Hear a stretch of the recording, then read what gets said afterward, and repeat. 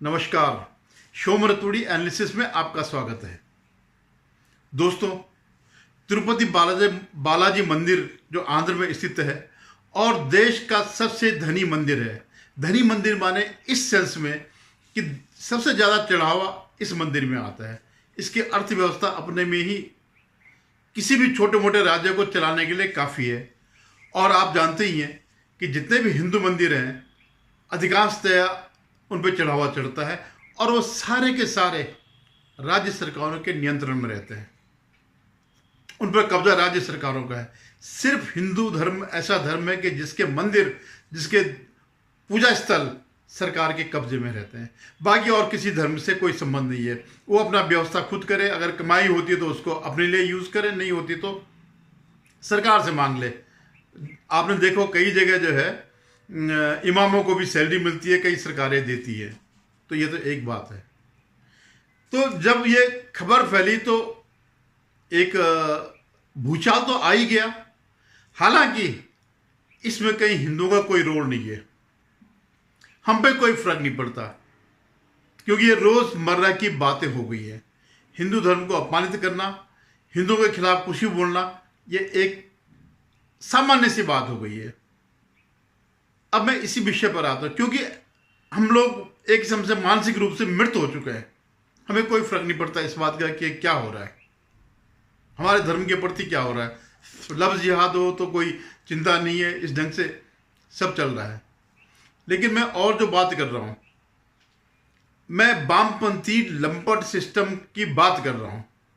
वामपंथी लंपट किस तरह से एंटी हिंदू है और उस पर उसका धर्मनिरपेक्षता का चोला ओढ़ करके मुसलमानों के साथ है, या अगर कोई भी अगर हिंदुओं के खिलाफ है, चाहे वो क्रिश्चियन ही क्यों ना हो, वो उनके साथ खड़े हो जाते हैं।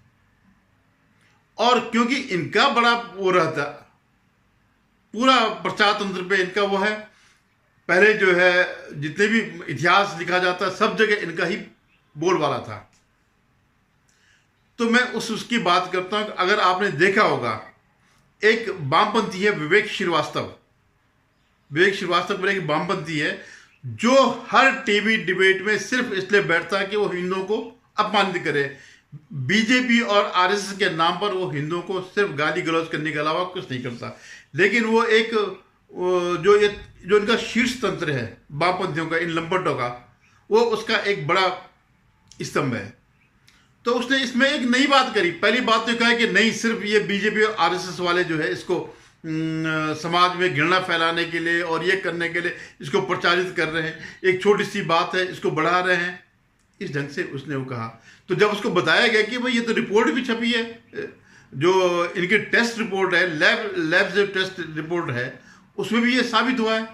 तो कह नहीं, ये तो डिस्प्यूटेड है, ये है वो है। फिर वो एक ऐसा तथ्य लाता है, आप सुनकर के चौंक जाएंगे। वो क्या कह रहा था? वो कह रहा है आंध्र प्रदेश में या देश में हिंदू और उसके प्रति ऐसे भी मंदिर है आंध्र प्रदेश में, यहाँ से कुछ दूर, कि जहाँ जो मंदिर है उस मंदिर में हिंदू भी जाते और मुसलमान भी जाते हैं पूजा करने के लिए। ये टीवी पे कह सकता है पूजा करने के लिए, वहाँ नहीं कह सकता है। खैर, तो उसके पीछे उनका सब चौंक गए। तो उसके पीछे कारण दे रहा है कि ऐसी मान्यता है कि यहां पर एक भगवान ने मुस्लिम महिला से शादी करी, इसलिए दोनों धर्म की आस्थाएं उस मंदिर में हैं। आप सोचिए, इससे बड़ा झूठ और इससे बड़ा नीचपन क्या कोई हो सकता है? इस्लाम 1500 साल पुराना है और हिंदू धर्म जिसे सनातन धर्म कहते हैं, यानी सभ्यता की शुरुआत से, सिविलाइजेशन के शुरुआत से जो है सनातन धर्म है। और अगर हम उनके अवतारों को भी मान लें, माना राम और कृष्ण को भी मान लें, तब ये द्वापर त्रेता के लोग हैं। ये तब जन्मे, वो भी आज से कितने हजारों साल पुरानी बात है।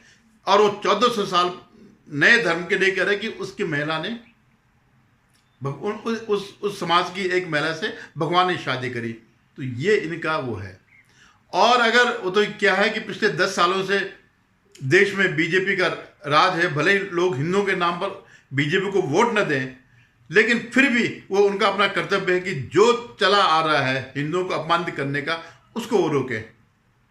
अन्यथा ये जो आज आप इससे टीवी के बहस में सुन रहे हैं, ये अब तक चैप्टरों में लग चुका होता, वो साबित कर देते।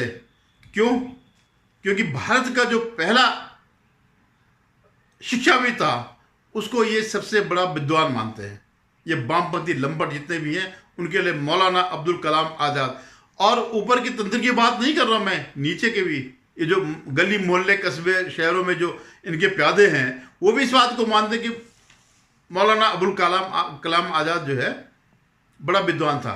जबकि सच्चाई ये है कि वो सिर्फ अपने मदरसों में पढ़ा या एक अरबिक जो उनके इस्लाम है उसके बारे में पढ़ा, और उसने कुछ नहीं पढ़ा।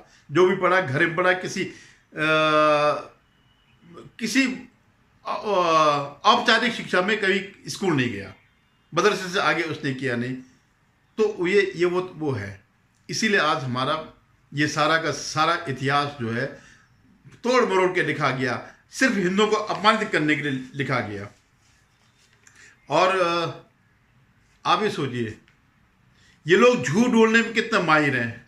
एक जज लोहिया हुआ करता था नागपुर में, उसके पास कोई केस था भी उस समय नहीं था, उसके हार्ट अटैक से मृत्यु हो गई। तो इन्हीं वामपंथी लंपटों ने इसे कहा कि साहब अमित शाह ने मरवाया उसको, और इसमें इन्होंने जो है सारे लेख और पत्र पत्रिकाओं में जो है भेजे। हालांकि बाद में जब नोटिस गया तो वो जो कारवां पत्रिका थी वो किनारे हो गया। उसने कहा भाई देखो, हमने नहीं छापा, ये इसका जो है जो भी तथ्य है ये इसके लिए जिम्मेवार कौन है, वो लेखक है। तो इस तरह से वामपंथी तंत्र जो है एंटी हिंदू है, और वो उसका धर्म सिर्फ इतना ही है कि हिंदुओं को गाली देना। तो मैं ये कहता हूँ, संभल के रहिए, बच के रहिएगा ऐसे वामपंथियों से। धन्यवाद।